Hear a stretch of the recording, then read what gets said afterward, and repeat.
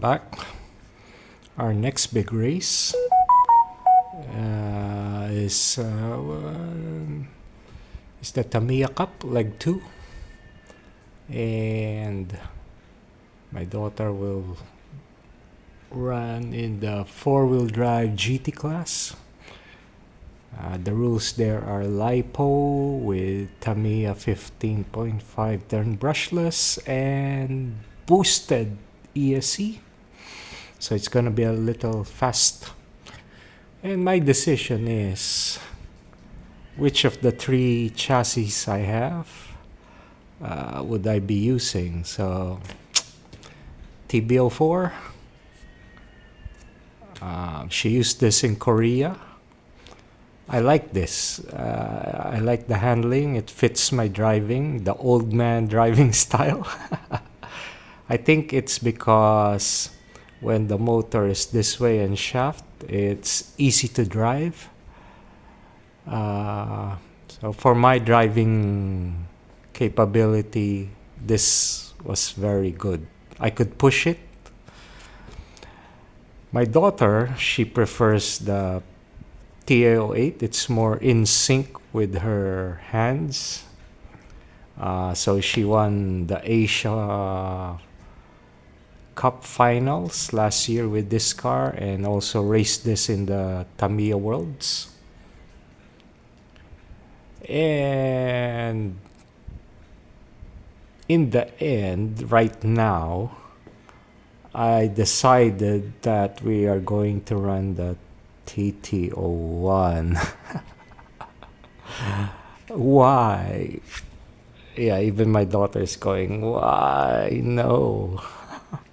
So locally, I think the winner of the first leg was running a TA07. The second place was also a TA07. I think TA07RR was the first place car. And looking at the 3 that I have, I guess one of the reasons I picked this one is I'm already kind of bored with these 2 cars. So I've done a lot of tuning with them, and so far this one I've never run the TT01 in the GT class. I think the last time my daughter ran a TT01 was probably 2011 in the junior class. And yeah, so I it's not about it being a challenge. I think the car is really good by design, and I really do. For some reason, the engineer in me can see it's a good car. Many can't.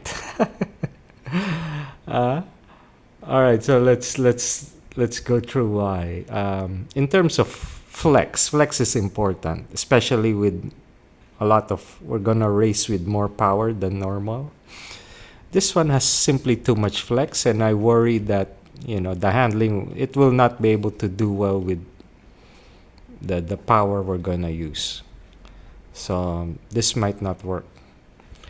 This one I'm sure can handle the power, but it's heavier than this car by maybe this one is probably 80 grams heavier than this one. So that alone is a big handicap. Both are shaft, heavier, has more gears, so the transmission is more free on this one. Even the CG looks like this is lower than this one. Why? Even the roll bar, if you take a look, the roll bar is below the dog bone. Alright, so it's a low CG car.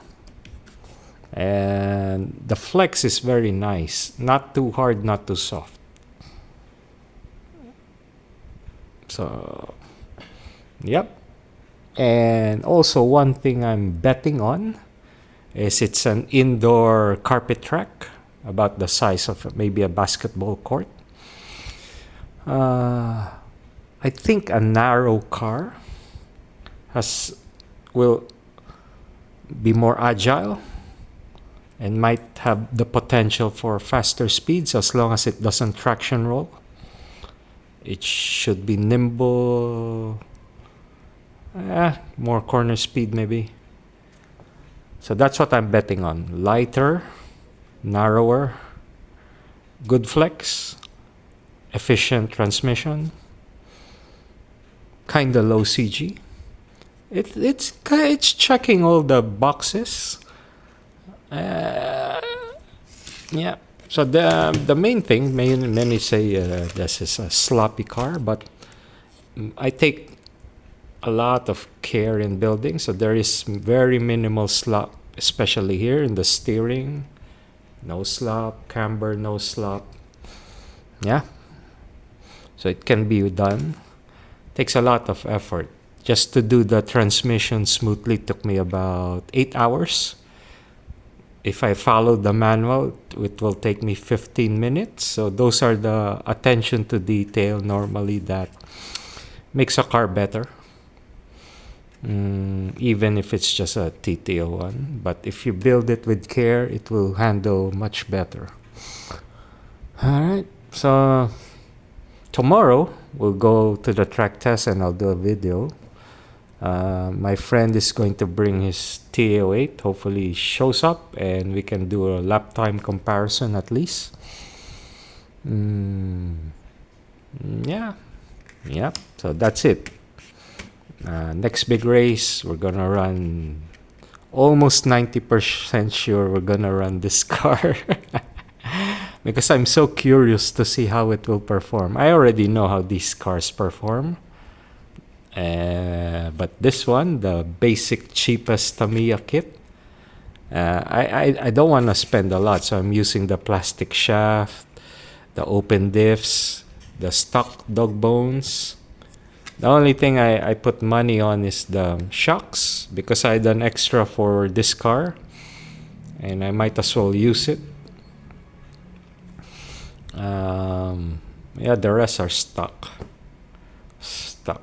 TT01 plastic.